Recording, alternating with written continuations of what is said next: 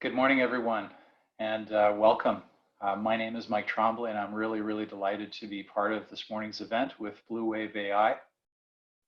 We're a proud collaborator, and we look forward to just an exceptional session this morning. Before we get started, I had a few housekeeping notes that I wanted to share with everyone. So firstly, we do have an opportunity to go through questions and answers.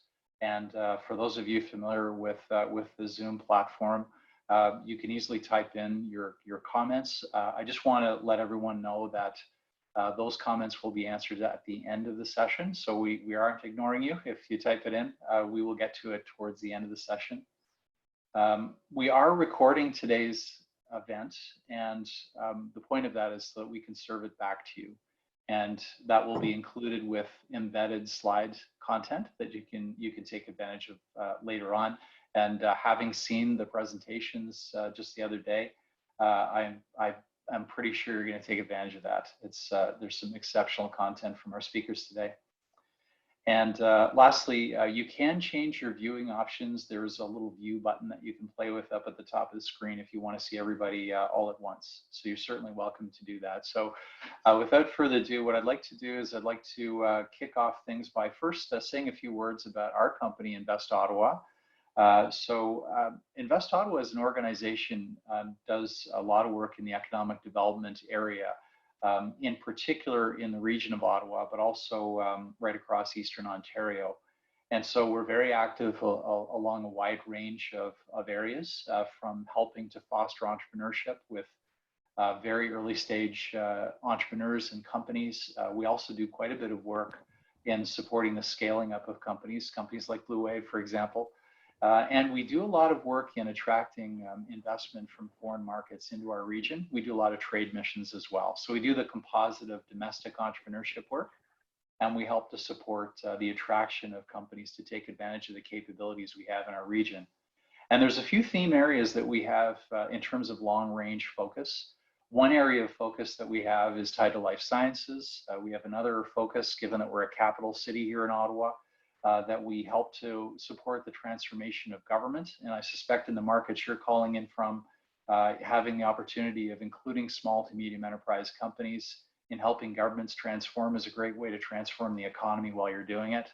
And then the third area of focus, which I'm so excited about today's event for, is around clean connected communities. And that certainly includes the domain area that we're going to talk about today. And it also includes things like autonomous vehicles, data, and IoT devices. With that, we're very excited to be part of today's event, which will get at the heart of many of these issues as we all emerge from the health crisis of the pandemic, and we look forward to a bright future as we go through the recovery. So I'd like to actually introduce a number of the speakers that you'll hear from today. So to begin with, of course, we have your Master of Ceremonies, who I know will do an amazing job. I've had a chance to work with Dev on a number of these events. So Dev Paul, who's the CEO of BluWave-ai. Our panelists include Adel Al-Tamimi, who's the Director of Artificial Intelligence and Emerging Technology at the Dubai Electricity and Water Authority. For those of you that have been to Dubai, it's just a beautiful, beautiful city. Devanand Palikuth, Head Technology Power Systems Control Center, Tata Power. The presentation that he'll deliver is truly amazing. We have Jen Hiscock, who is the Assistant Program Director, Smart Grids and Energy Storage with National Resources Canada. Andreas Kuhlmann, Chief Executive, Deutsche Energie-Agentur, and Dr. Mustafa Farokabadi, who's the Senior Director of Technology with BluWave-ai. So we've got a very full agenda, and I'm really excited to kick off our event this morning. I see Minister McKenna has joined us. Hello, Minister. Welcome. So it's my distinct pleasure to introduce the Honourable Catherine McKenna. We have a business accelerator right in the center of her riding in Ottawa Centre, and so we're very pleased to have her with us today. Catherine was first elected in 2015, and as Member of Parliament for Ottawa Centre, earned a reputation of being a skilled negotiator and tenacious community builder, and I can certainly attest to that from the engagements that she's had with us at Bayview Yards. In her role as the Minister of Infrastructure and Communities, she's worked towards building a more resilient, cleaner, and more prosperous country, and creating a better future for our kids and grandkids. And as we look forward to the recovery, I know the Minister will be very, very busy in helping to support the advancement of our economy. She's also a huge promoter of innovation and investments tied to clean tech. And in fact, her last portfolio included environment and climate change in Canada. So she's very well equipped to talk about today's topic. Without further ado, I'm very, very pleased and honored to introduce the Honourable Catherine McKenna to say a few words. Minister? Well, thank you very much, Mike, and it's really great to be part of this. As you mentioned, I was Minister of Environment and Climate Change, and certainly thinking about smart cities, how we move forward in the clean economy, artificial intelligence is certainly part of that, and big data, and how do we just do things better? And I see that as a competitive advantage for Canada because we punch above our weight when it comes to clean technologies, and BluWave-ai is certainly a part of that. And I see Dev there. I think the last time I saw Dev, if I'm not mistaken, it was when we were swimming at swimming the River Keeper, 4 kilometers or something across the Ottawa River. So we are partners when it comes to fighting for clean energy, for clean tech, but also for supporting nature, which is part of it. You can see the canoe behind me. Look, Invest Ottawa, BluWave-ai, you talked about Bayview Yards. I think that there's a real global tech hub that's based in Ottawa Centre, which I'm very proud to represent as Member of Parliament for Ottawa Centre. And it's been a catalyst for growth in the sector, and that we see when you have one company, you can get more companies, and then you get this really great, ecosystem. And I think we need that. I'm now Minister of Environment and Infrastructure and Communities, and it's interesting because infrastructure I think is a little bit of a made-up name. It's kind of a bureaucratic word. But communities, I think, has become more important than ever. And so when we think about smart cities, we're really thinking about how do we build better communities? And what do people want? They want cleaner communities. They want cleaner air. They want efficiency. So when you look at BluWave-ai, it's certainly about efficiency. How do you maximize your grid? They want jobs and growth. And I think we all are living in the COVID era, which is an extremely challenging time for everyone. And so we all are thinking about how do we support businesses and growth, and what does the future look like? Et quand je pense à ça, c'est un moment vraiment critique, pas seulement pour notre pays, mais pour le monde. C'est sûr que le focus maintenant, c'est sur la pandémie de santé, aussi de l'économie, mais ça va passer. And that's the reality. We will get out of this, but I think right now, we can't forget that we need to move to a cleaner future. And that resilience is resilience, health resilience, economic resilience, but it has to be resilience to climate change. And that's why I'm so happy that we have focused on how do we innovate in our cities, how do we be smarter. In fact, my department, we have a Smart Cities Challenge that we run, which spurs municipalities across Canada to use technology to solve problems. And let's talk about BluWave-ai, because I think it's a really great story. And it's in Canada, we are very humble, and sometimes we aren't as loud as we should be about our great innovative companies. BluWave-ai really is showing how you can use tech and innovation to provide solutions that we need to fight climate change, while also building a strong economy and good jobs, and just doing things in a smarter, better way. It's about the efficiency of the grid. How do we maximize the use of renewables, which we all want, recognizing that we still haven't moved necessarily completely off fossil fuels. BluWave-ai montre que la technologie et l'innovation ont des solutions dont on a besoin pour lutter contre les changements climatiques et bâtir une économie forte et de bons emplois.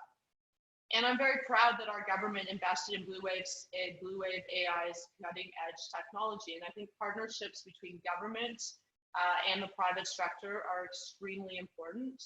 I think it's amazing. I'm a lawyer, so I certainly am not a tech expert, but when you look at how it uses advanced machine learning to make our energy grids up to 20% more energy efficient. That's incredible. And that's not just incredible for Ottawa, and I'm very proud it's an Ottawa-based company. It's not just great for Canada, it's great for the world, and it really is working around the world. And I think we need to look at these partnerships, that we need to look at how do we find solutions, because pollution knows no borders, and we all need to be figuring out how we work together.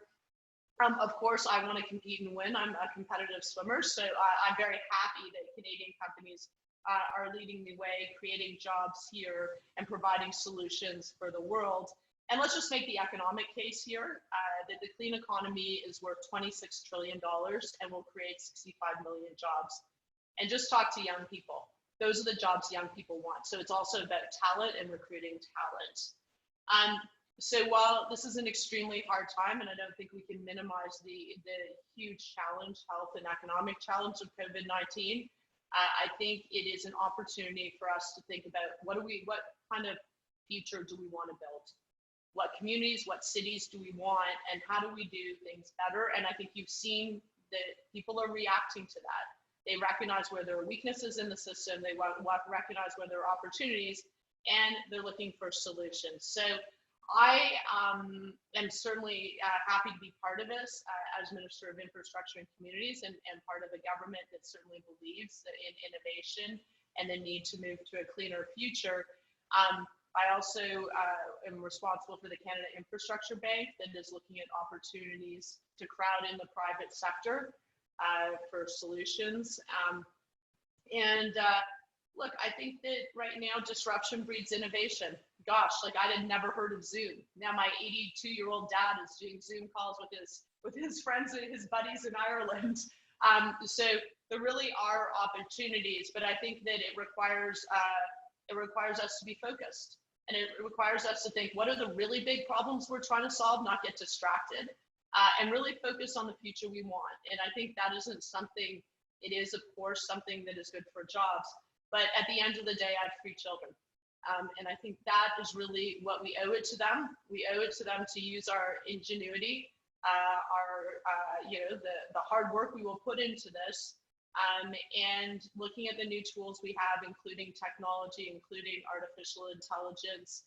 And we're going to make this transition happen, and we're going to do it together. And I certainly look forward to working with companies like BluWave-ai, but with all of the folks that are here on this call, that we all have a role to play in this.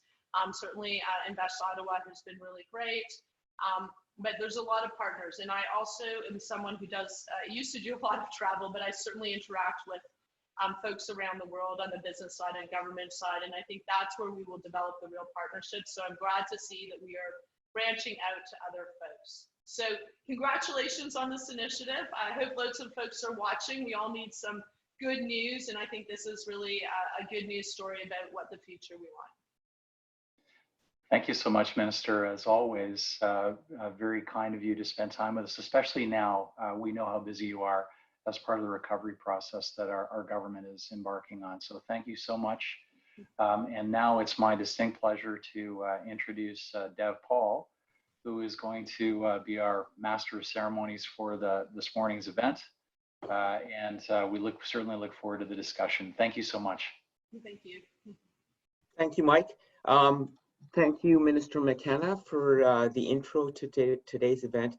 It's a truly international collaboration of smart grid and clean tech innovators from around the world. When we started BluWave, to put in a nutshell, our goal is to help the world use renewable energy when the wind is blowing and the sun is shining. And the background behind me is a small lake not far from the BluWave office. I went jogging around it this morning, and the sun was shining and the wind was blowing. And I'm thinking, how can all the energy from solar panels and wind farms that is going on right now be used instantly with better analytics and insight. So what we have today on deck are a whole bunch of smart people who are trying to make this transformation happen around the world. Lots of baby steps along the way. So I will first introduce Jen Hiscock, Assistant Director at Natural Resources Canada, who also is the head of the Canadian federal government's Smart Grid program. So Jen, over to you, and we'll look forward to your thoughts. Good morning. Thank you, Dev, for inviting me to be part of this distinguished international panel. It's quite an honor. So as Dev mentioned, I'm the Assistant Program Director for the Smart Grid and Energy Storage Portfolio at the Office of Energy Research and Development for Natural Resources Canada. So for those of you connecting outside of Canada, Natural Resources Canada, or NRCan, is the federal government department that is responsible for working with the provinces across the country to manage its resource sectors, and energy is one of them. So today, in this webinar on AI in smart cities, I wanted to talk about energy coupling for low carbon economies. On this next slide, there's just a bit of information about the Office of Energy Research and Development within NRCan. We're responsible for funding R&D from our national labs, but also private sector partners. And we also fund demonstration projects to develop technologies and business cases, but also to shift the broader landscape around to address regulatory barriers and market barriers to the adoption of new technologies.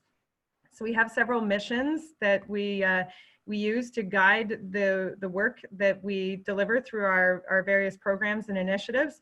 And Smart Grid and AI is largely found in the second and fourth mission, talking about electrification and building safe and resilient energy systems. But certainly you can, I mean, many of you are probably coming from companies that are developing AI tools or organizations that are looking at adopting them, and you can see it has a very broad application across all of these sectors. On the next slide, I just wanted to share with you a bit of information on smart grid technologies and capabilities as they're being deployed across Canada. So we published the Smart Grid in Canada report. The last one was published in 2018, and you can Google that, NRCan Smart Grid in Canada report. It should come up for you. You can see that some of the technologies we've chosen to track across the Canada include advanced metering infrastructure, and you can see that that has been at least piloted, if not fully deployed, in just about every province and territory across the country. And in total, we're over 87% of all of our meters in Canada, our electricity meters, are smart meters. So that's a lot of data that can be leveraged for AI. You can see that we're also tracking demand response capabilities and grid automation, which all has a lot to do with how much of the communications and data infrastructure is in place that can be used to leverage AI capabilities. The next slide I wanted to use to talk about the motivation behind a lot of our programming that's looking at grid modernization, but modernization to what end? So Canada is blessed with a generous supply of non-emitting electricity. You can see that much of the country benefits from non-emitting hydro resources. That's the blue shade in all of these pie graphs. And each of these pie charts is sized for the relative capacity side of the supply mix in each of the provinces and territories across Canada. So you can see that in large part, Canada's supply mix is clean and non-emitting. In fact, we're at 82% non-emitting at this point, and getting to 100% non-emitting is going to require some strong efforts and collaboration with certain partners, but we can definitely see a path forward. And what will be more complicated is the lift that we have to do on the other energy sectors. So the next slide shows you the emissions by sector in Canada. And so you can see that the bulk of our emissions are coming from transportation or industry, whether that's heavy industry or the oil and gas industry in Canada, and the agricultural industries.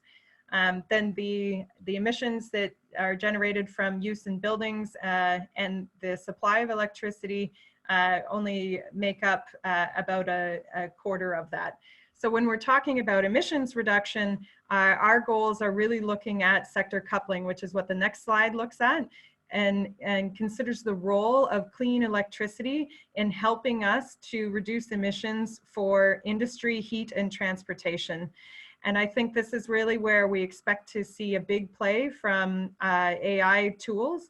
So the following slide brings this down from the macro level to the project level, where I really expect to see a lot of this innovation happening at the city and the community level. So when we're looking at how we can integrate heat systems and transportation systems with electricity, I think we're going to start looking to AI to help us use demand to balance supply and not just supply to balance demand. And while we have smart meters in electricity across Canada, we don't have the same level of interval meters for heat. And I think we can start looking to many of these AI tools to help us with the demand forecasting, to help us to better design and manage these systems. So I'm excited to hear what the rest of the panelists have to bring us today from their perspective. And thank you, Dev, for letting me kick this off. Thank you so much, Jen. So we'll bounce straight from Canada over to India, where Devanand Pulikot is leading many of the initiatives out of Tata Power in Mumbai. They deliver power to a good chunk of that city, both residential and industrial customers. And he's going to talk to you about how important it is to be able to forecast the energy utilization so they can use energy from different sources. Thank you, Dev. First of all, good morning to people from Canada, and maybe good afternoon and coming to good evening here in India. So just I represent Tata Power. I'm looking after the power system controls. So basically handling the real-time power part. So just move the slide, please. Yeah, so just give a brief about Tata Power. We are a completely vertically integrated company in the full value chain of power systems. The key part being the generation, transmission, and distribution. So we are generating around almost 11 gigawatt of power, including a quite big portfolio of renewable. And we are distributing power to almost 2.5 million consumers. And now we are adding up. So maybe by another year or so, we may have another 6 million consumers whom we will be distributing the power. Please go ahead. Yeah, so before we touch upon the actual problem, we should understand how the power scenario, power system scenario is in India. India is divided into 5 regions, and these regions are such that each of these regions have got different capabilities. That means some region is highly generation rich, and some regions are high load rich, and even on the type of generation, there are varied generation portfolios. Like in the south, you get a lot of wind, whereas in the north, you get a lot of solar. So a distribution company has got tie-up with different utilities or different generators across the nation, wherein they arrange their portfolio in such a way that their load is managed according to the different generation which is being available. Please go ahead, please. Go ahead, please. Next slide. So now this is the biggest challenge. I think the only change here what Jen showed was, I think the majority of currently the energy generator is from the thermal, which is mostly controllable. But now what we are expecting is we would be having approximately 175 gigawatt of renewable power by end 2022, which is basically a non-dispatchable generation. Now that is a big worry point as far as distribution company is concerned. Let's see how it happens. Can you just go to the next slide? Yeah, so this is a load curve of our demand curve. Please, the previous slide, please. Yeah, the demand curve of a typical distribution company. And just to put the terms what Jen was saying with respect to different technologies which would be used by the distribution company across the load curve to meet the demand. You can see some places the storage is being importantly looked into, some places there is solar, some places EV would be there, EV charging, discharging. So these are very critical points as far as determining that how much power is required. Please go ahead. So if I look into it, the key aspect is on different time frames, you need to forecast the power required. And the critical part is when you come down more nearer to the dispatch time, it becomes more and more cost dependent, and there is a lot of accuracy demand to that. So you can talk about a day ahead. Day ahead means 24 hours before and or 36 hours before, and intraday is every 1.5 hours before. And this has to be done for 96 time blocks for 15 minutes each of each time block. So the key enabler is that we should be having an accurate demand forecast to have an optimum power purchase, as well as ensuring that we don't have any penalties. Please go ahead. Go ahead, please. Yeah, so here in Mumbai, this is the distribution company where we are applying this load forecast or demand forecast system, which has we have got approximately approximately 700,000 consumers, right? Please go ahead. So this is what we are working with BluWave in terms of developing our forecasting capabilities using AI. As you can see, the errors day ahead basis is very high. So to reduce that and to ensure that we have got an optimized dispatch of all the resources which I had expressed earlier, we use an intraday model which does a correction on a 90-minute basis. You can see the figures here indicates the accuracy which is improved. Please go ahead. Now, the key challenges which we are expecting to resolve with this are specifically the capability or the adaptability to changes, specifically if it comes to something like an unprecedented event. Now, so that's something which we are going at, and possibly this is a challenge which almost all the distribution companies have got. So thank you very much. Thank you for including it in this panel, because it would be very nice to listen to all other panelists on how they are dealing and working on different smart grid projects. Thank you very much. Okay, thanks so much, Devanand. So we'll go across the Arabian Sea from Mumbai to Dubai and hear about some of the initiatives from Adel Al-Tamimi. He's the Director of AI for the Dubai Electricity and Water Authority, who takes care of all things electricity and water in Dubai: generation, transmission, and distribution. Big renewable energy initiative, and therefore Adel's role in that utility is key to balancing all of this off with a lot of intelligence and insights. From the day one of BluWave, we thought that a leading forward-looking group such as DEWA would be a great partner to work with. So over to you, Adel. Thank you so much, Mr. Dev. Thanks to all the attendees to this webinar. Thanks to BluWave-ai. We'll move next.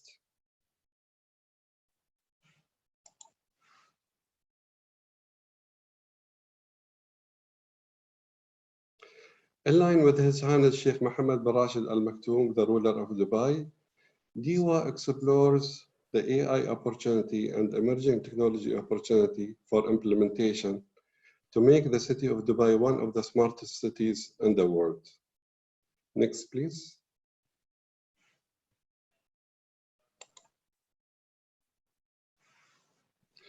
DEWA's ambition and vision to be a globally leading, sustainable, innovative corporation. Next, please.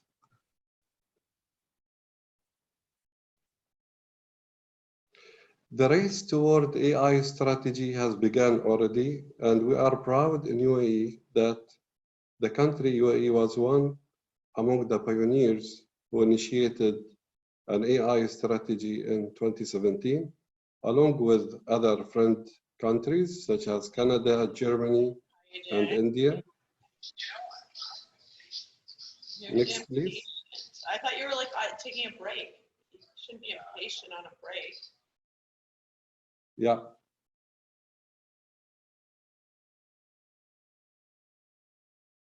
Next, please.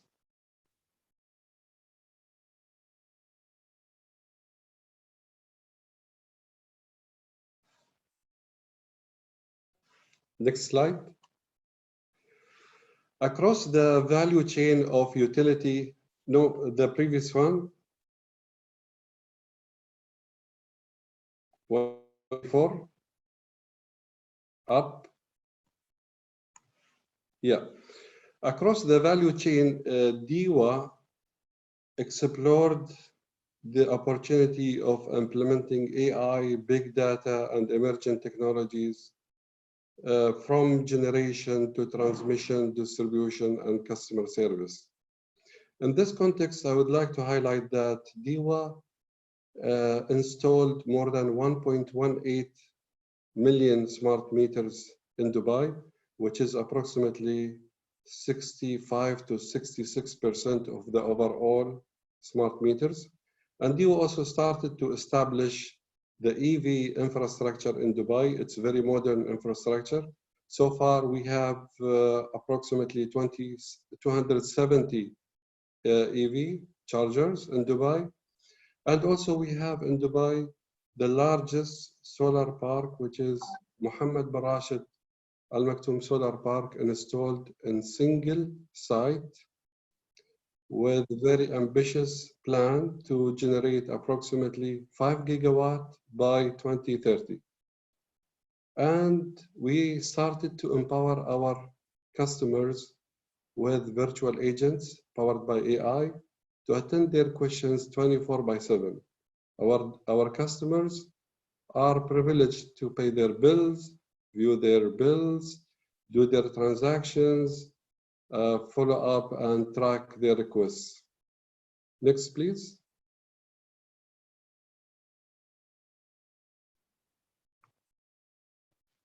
Next, yeah. We have embedded all the emerging technologies within our corporate strategy. In our corporate strategy and the balanced scorecard, across all perspectives, we have embedded the AI, the emerging technologies, the blockchain, so that we enable the organization to support our customers and to delight them with cutting-edge services. In addition, also to improve the efficiency of the work environment.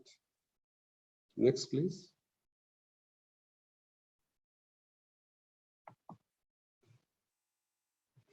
One of the key initiatives which I would like to highlight here is the 10X initiative.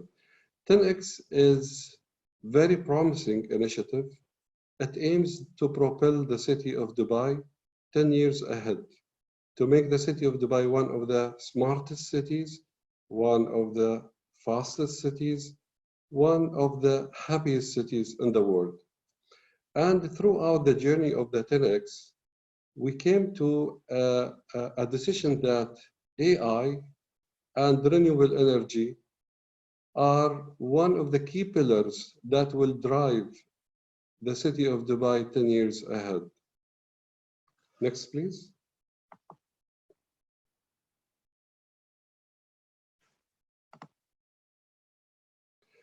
DEWA did not stop at embedding the emerging technologies in the corporate strategy, but also introduced change management within the organization to enable the employees, to enable the organization to think AI, to do AI on their daily life activities.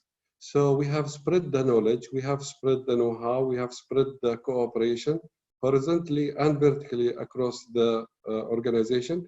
And we followed a hybrid model of thinking AI and exploring AI opportunities in every business domain within the organization. Next, please.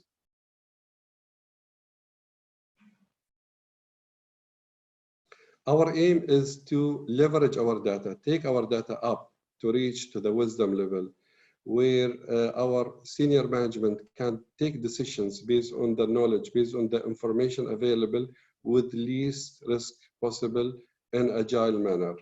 Next, please.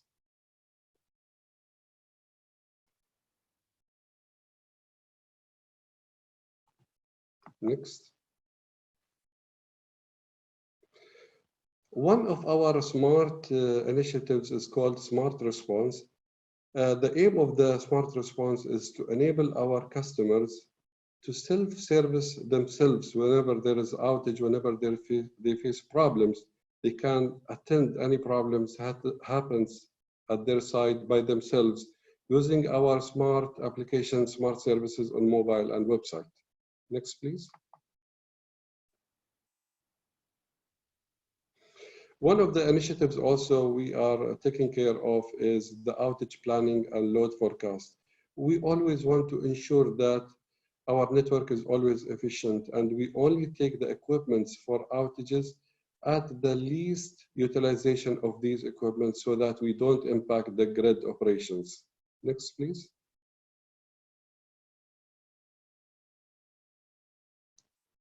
Next.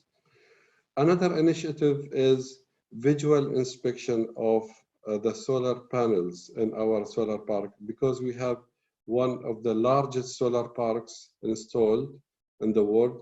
We always want to make sure that our solar panels are efficient, producing power at the optimum rate, and they have the least damages. Please, next, please. Another initiative is to predict the power generated from our solar park, especially during the winter season. As the clouds are moving, we need to predict how much power we generate in the intraday duration, as well as on daily basis and weekly basis. Next, please.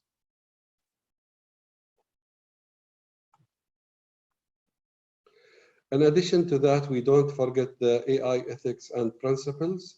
DEWA follows the Smart Dubai AI ethics and principles guideline.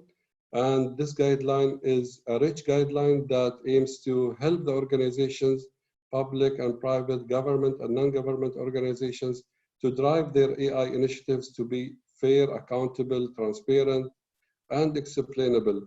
We apply these guidelines whenever we introduce an AI initiative, whenever we work with our partners to develop an AI model, or when we procure any model. That's all from my side. Thank you so much for giving me this opportunity. Thank you. Okay, thank you, Adel.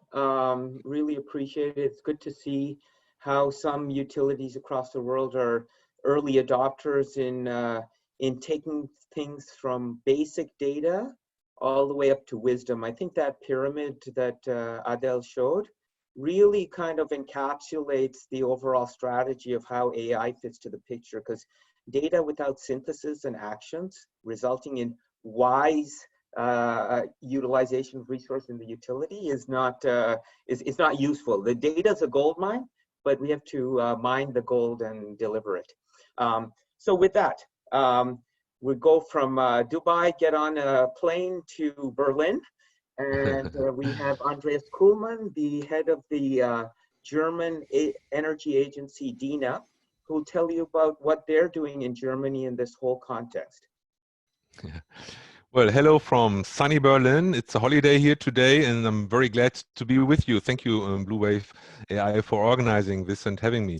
Just a few words at the beginning. When I was a student, I took air samples at the Hudson Bay lowlands and also from a clean air station called Alert in the northern part of Canada. And I was measuring methane and carbon dioxide. And in that time, carbon dioxide was 355 or so. Today it's 420 over there. So there is a lot of work to do, and you can be very happy to have such an enthusiastic minister like Catherine is. And I'm really following her on Twitter, and I like her a lot. So that's as an introduction. Maybe next slide. I'm CEO of the German Energy Agency. We have like 250 people working on energy transition and climate change in all sectors. That is cities, that's industries, that's renewables, that's traffic, that's the building sector. And working in all these sectors, of course, gives us a pretty good feeling about what's really necessary. We're working as a company, which is kind of the interface between all those players on the economic side, but also politics side. So we try to give good advice to politicians from what we learn and discuss with our partners in industry. Next slide, maybe. The main focus of what we do is, well, we call it integrated energy transition. I don't like the word sector coupling too much. That sounds a bit too simple, but integrated energy transition, I think that's actually what it is. In Germany, you must imagine we have already like 50% renewables in the grid when it comes to electricity. So in the grid, in the electricity grids, that's quite a bit. We still have quite a bit of coal, but that's decreasing quite fast. And we have lots of wind in the north, lots of sun in the south, but especially the sun is very much distributed on a decentralized level. And during all these years we are doing that, we learn a lot from how to do that. Of course, curtailment is an issue, and of course, redispatch is an issue, and demand-side management and all these things. And we understand more and more that we can be very happy that we have digitalization at a level where it is now, much better than it was like 20 years ago. So it really goes together. In my opinion, there are kind of two energy transitions. One is the top-down energy transition, so something states and governments think they can plan.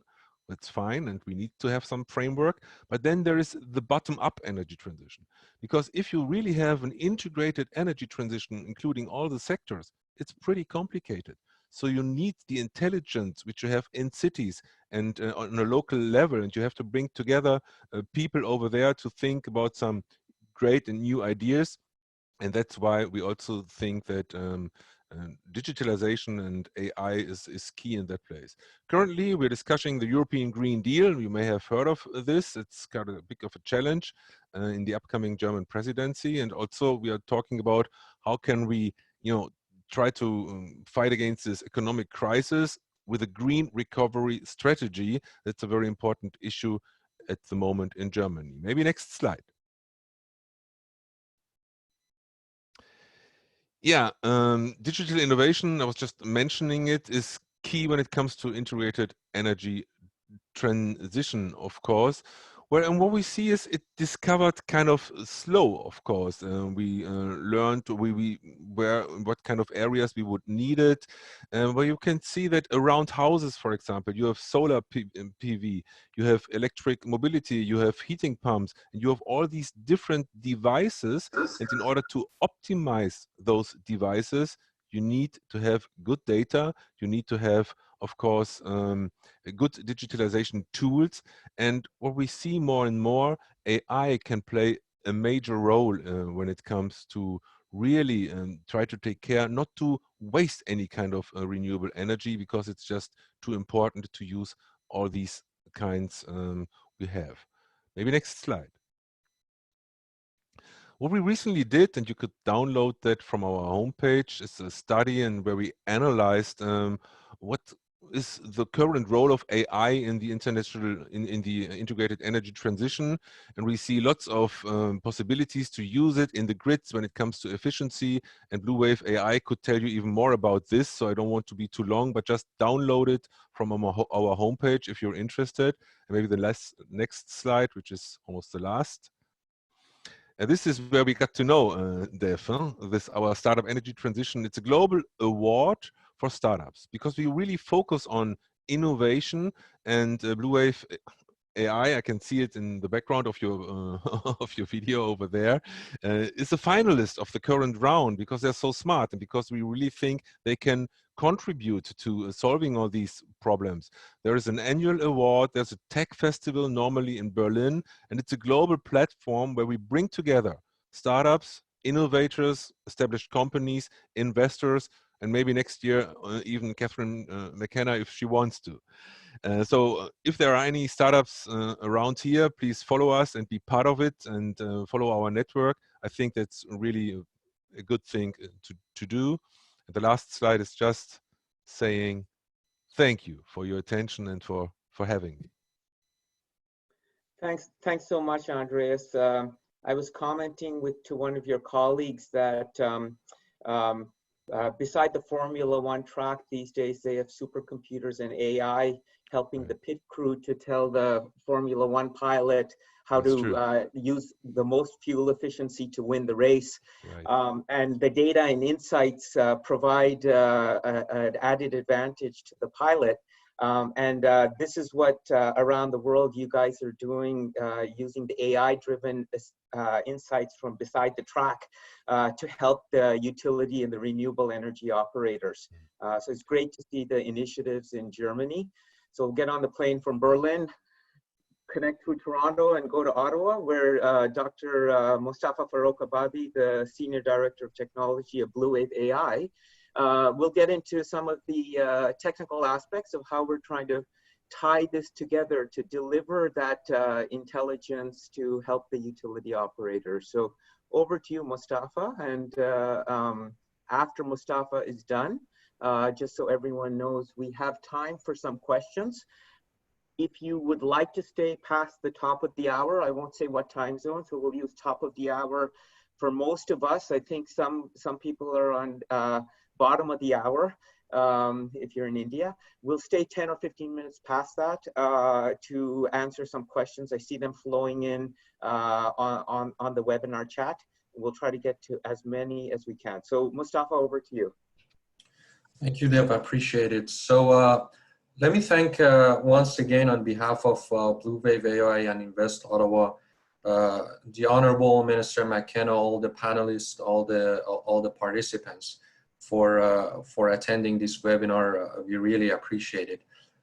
So starting with my presentation, I'm going to briefly basically describe some of the disrupting trends that is transforming the conventional electrical grid as we know it for the past few decades.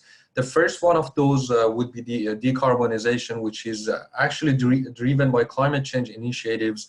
The Intergovernmental Panel on Climate Change is planning to flip the share of renewable energies from 15% to 85% by 2050 if you want to stay within the 2-degree temperature rise. And the impact of those initiatives is obviously a much more significant penetration of renewable energies in the grid that will introduce generation uncertainty, grid stability problems, as well as volatility on the electricity market. That trend is followed by digitalization, which is a result of proliferation of connected devices, advanced metering infrastructures in the system that is generating a high volume of data that is both an opportunity and a threat for the system operators. The third disrupting trend is decentralization, which is a result of increased penetration of distributed energy resources, such as rooftop solar panels, behind-the-meter energy storage systems, and all those resources basically have given rise to the concept of prosumers that are both consumers and producers of energy, bidirectional power flows in the system, which overall will increase the complexity of control of a conventional distribution system, as well as adding flexibility to system operation. And eventually electrification, which is caused by growing demand in developing countries, as well as transportation electrification, which would result in further decentralization of the grid and would have a severe impact on the demand peak that the system operators would experience, because most of these vehicles are expected to connect at the same time to the electrical grid. So with these disrupting trends in mind, BluWave-ai vision is actually to enable this energy revolution by providing a holistic end-to-end solution that combines predictive analytics. We actually develop and have implemented leading-edge predictive analytics applications for a few smart grids in the past couple of years. We also look into data-driven adaptive optimizers to mitigate the uncertainty, to mitigate the fluctuation of renewables and distributed energy resources. And we have taken an IP-protected approach toward that minimizes the supply cost of energy as well as emissions.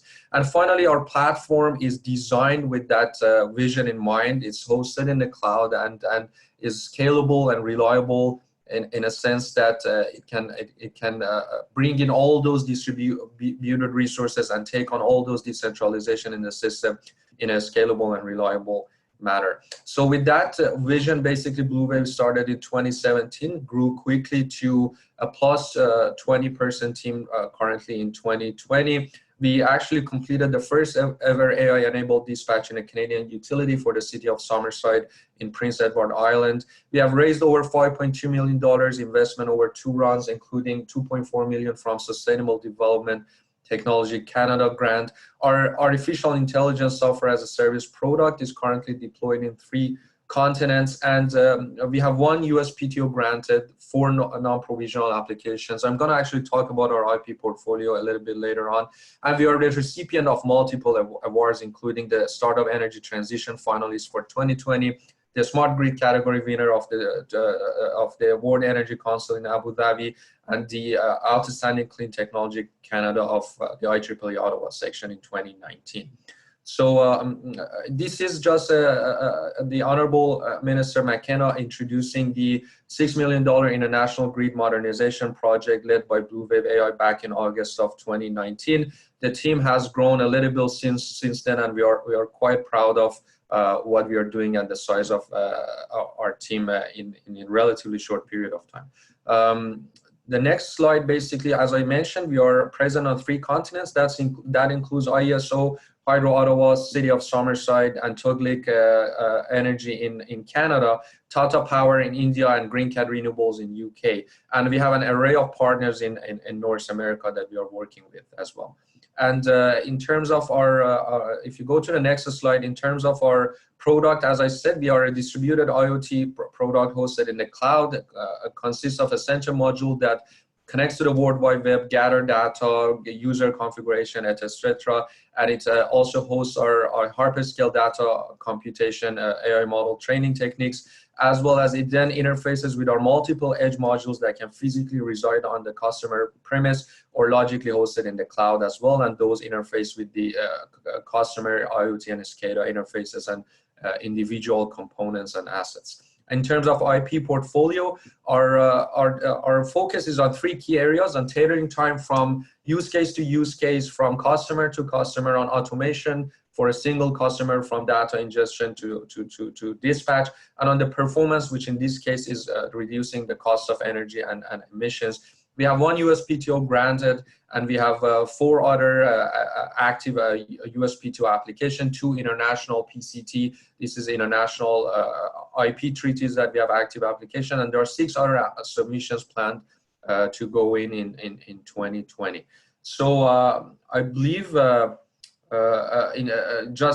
going to end with a very quick performance highlight of what we have deployed so far. In our deployment, we have been able to improve the energy forecasting system's accuracy by more than 50% compared to incumbent technologies. Our intraday demand prediction has reached a sub 1% accuracy, which is pretty impressive. We have increased the savings by a factor of 2, and with a 50% less computational time in terms of our the adaptive optimizers. And our product deployed for Tata Power has been pretty agile in responding to the unforeseen situation of COVID-19 related change in the demand. So that brings an end to my presentation. Thank you again all, and looking forward to the question at the end of the panel. Okay, thank you so much, Mustafa. We'll launch into the questions quickly. I'll just touch on one of your slides, and this fits into Minister McKenna and her government strategy. One of the things that we're very, one of our goals for BluWave-ai is to become the world's premier renewable energy smart grid company using AI. And one of the things that we're really proud of is that we have people from all over the world who've come to work in our country, longtime residents of Canada and recent immigrants from China, Iceland, Italy, Iran, India, Israel, Russia,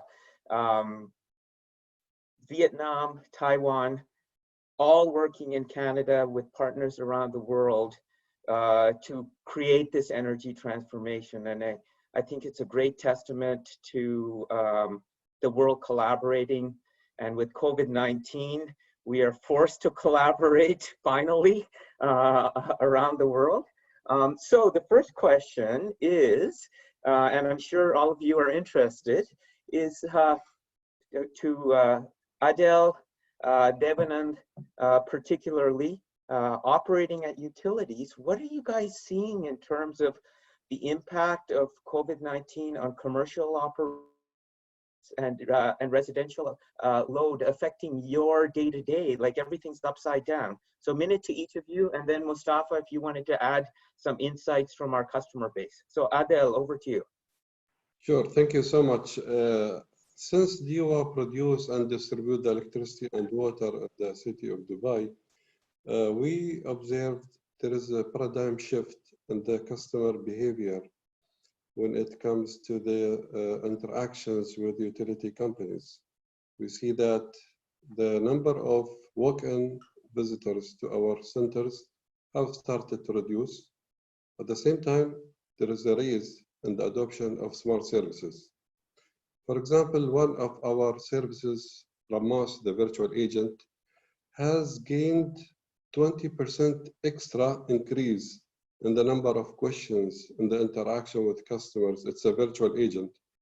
We got 20% plus increase in the interactions, and we noticed increase in the adoption of smart services like the mobile application, the website, and doing the daily activities of bill inquiry, bill payment by 98% adoption, which is aligned with our direction to encourage the customers to use our smart services.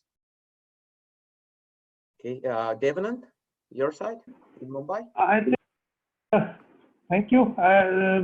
See, after this, the industrial and commercial load has totally gone. Now, in Indian scenario, we do have a lot of cross subsidies. So most of the distribution company has got a problem in terms of revenue realization. And if you look into the forecasting part of it, because there are many times when there has not been much of clarity in what is going to come up.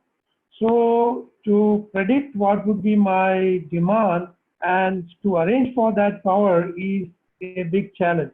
So it's very important that we adapt to changes very fast.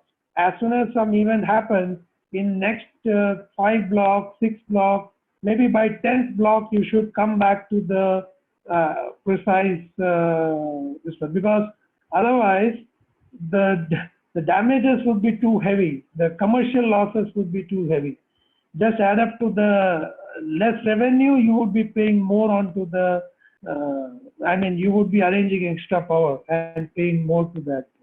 So that's a very big issue with respect to COVID scenario as of now. And that's how being tackled. So you can see that prediction, if you improve the prediction and get it into the next few blocks, then you can optimize the power purchase to that extent. Maybe related to that, I'll throw the question over to Mustafa. So what are the types of techniques that your team's able to use to assist in these type of problems? Load forecasting, generation forecasting, you've seen it in customers of BluWave's around the world.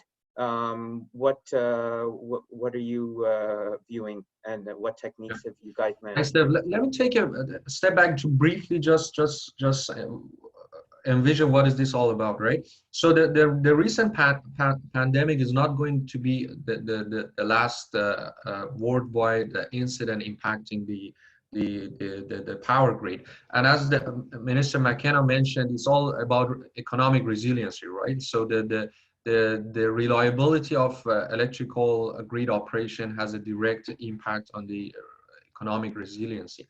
So with that in mind, basically what has happened is we have seen a profound change in the demand shape, either from increasing trend or decreasing trend, depending on the location that this COVID-19 related incident has had on the grid. And with that in mind, the operators has been quite kind of like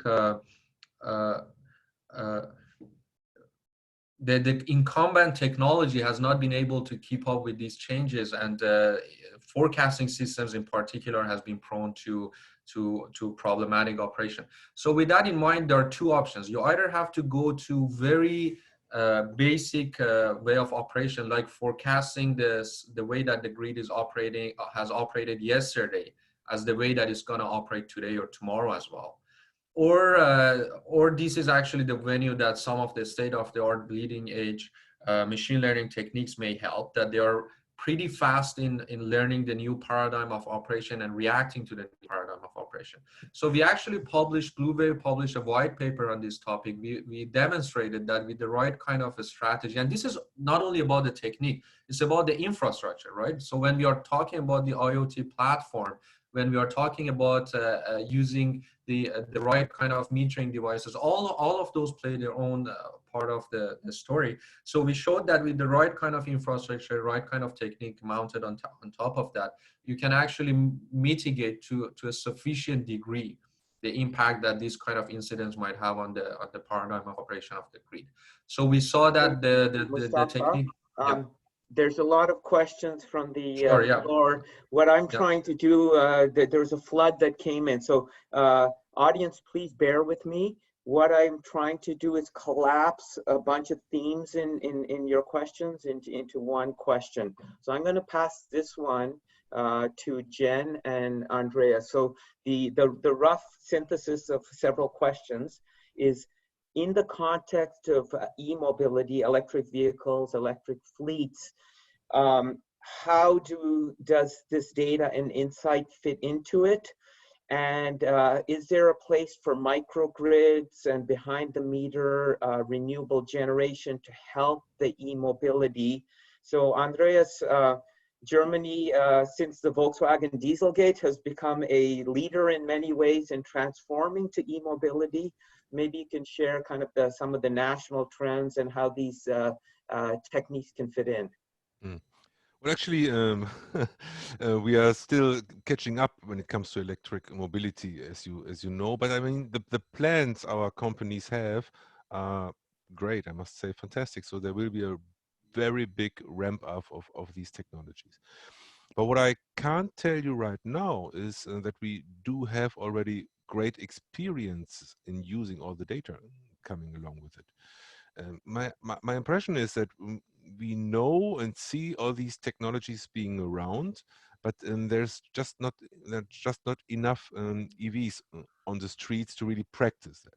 We see good experiments here in cities where they try to use to make data platforms and really get these data and try to use it with the integration of renewables and so on. But I think that's probably something coming up in the upcoming years only. And so maybe it's a good time to open an office in Berlin then, hey. There's some land that's free near Brandenburg Gate. I'm sure some of our colleagues would love to go work there. It's probably the cheapest place over there. Sure. So Jen, over to you. You know, with the non-emitting grid in Canada, the promise of a higher EV penetration could be really good. So from a national perspective, what are you seeing?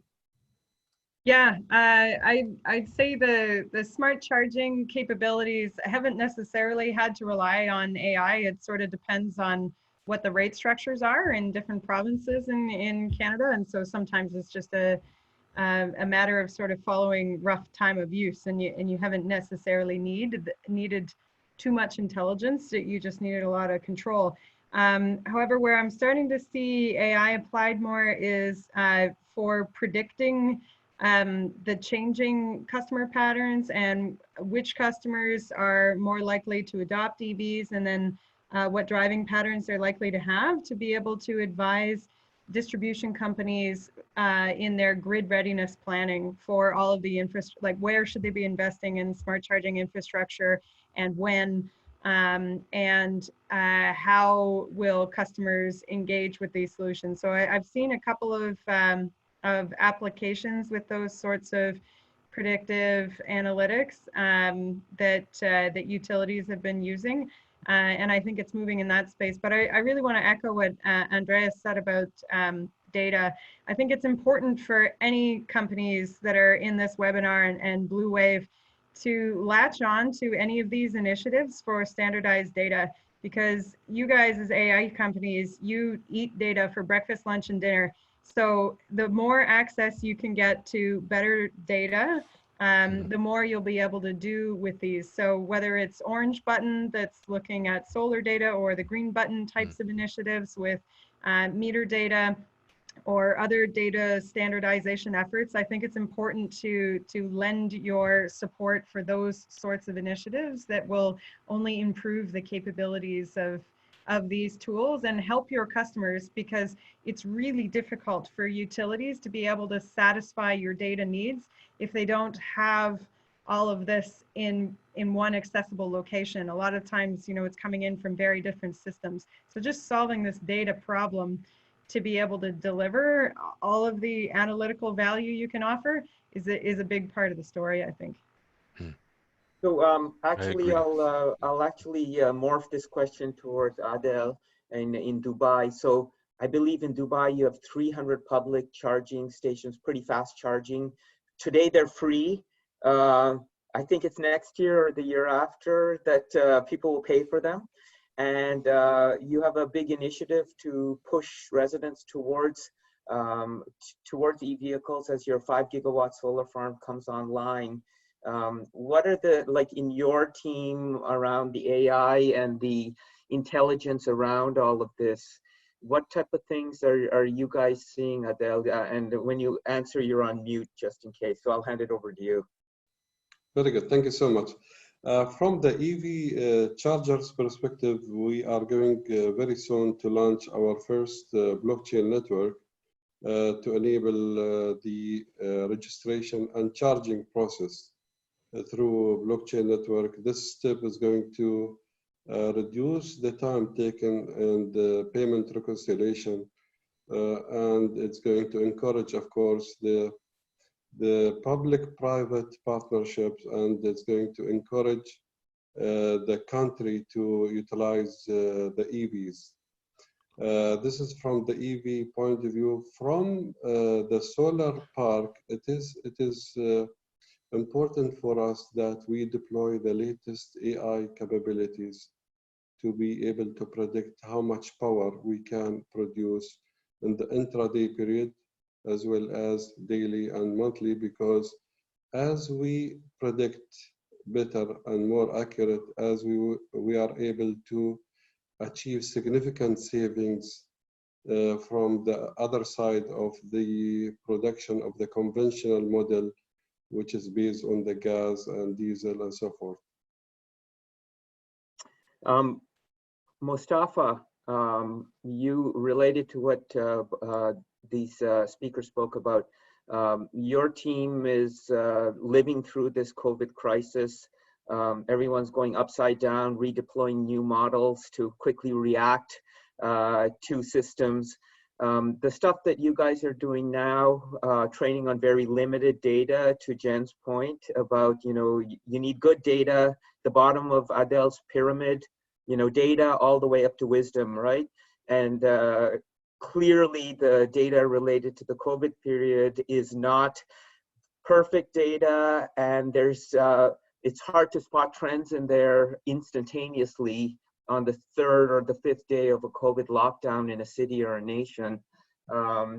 And then, you know, if there's a future pandemic or incident and you have e-vehicles and all of that, what are the thoughts of your team? Yeah, that's quite a good question, right? And I think this the COVID period actually made everyone to think about that and plan around that. What we have been doing in-house has been, we are not completely discarding the pre-COVID data, right? We believe there is still some useful information that can be extracted from those data to be used and applied to the COVID period as well. So what we have been doing is a hybrid and ensemble approach of predictive analytics optimizers that are trained on the pre-COVID data and are working along with those that are trained on post-COVID data. And the performance that we are observing from those has been superior to each one of these units separately. That's one thing. The other thing is all about these techniques that you can use data from other customers, other locations for the location of purpose, customer of purpose. We have been working on those pretty actively, on warm starting techniques, on knowledge transferability from application to application, customer to customer. So those are basically areas that needs to be heavily studied and heavily emphasized on if we want to be able to go through another pandemic, another unprecedented change in the grid operation safe. Okay, all right. So the questions keep flooding in from the audience. Unfortunately, we're 15 minutes past the top or the bottom of the hour. Our panelists have given a lot of their personal time. It's a national holiday in Germany. It's coming up on. It's going to be coming up on 9 p.m. in India, and in Dubai they're breaking their fast around Ramadan now that the sun has set. So I'd like to just thank everyone, particularly the audience, for joining us. We think this whole initiative around the world requires collective action. We're living through the COVID crisis today, which kind of sets a foundation in many ways for how we collaborate together and come out of this. Perhaps we'll have more events like this, but I really do look forward to when we can have an event in Berlin when everyone's together, or Ottawa, or Mumbai, or Dubai, and you know, over a dinner, share our collective experiences and our challenges. This is really tough work.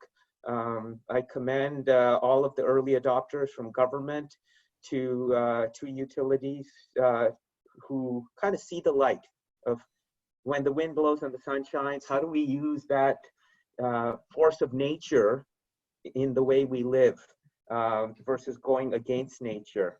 And you've seen it in the presentations that everyone has had, that they are all trying to use nature to our advantage to live like we're accustomed to in the modern world.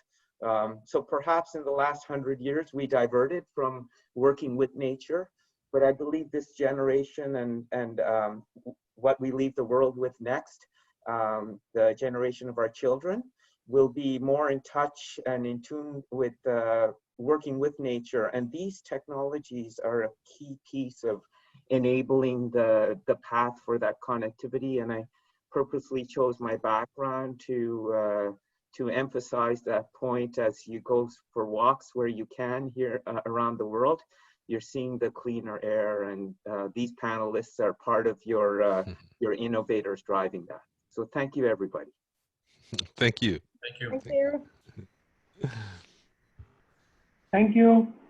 Thank you very much. Thanks to the team at Invest Ottawa for enabling this to happen and bring the world together.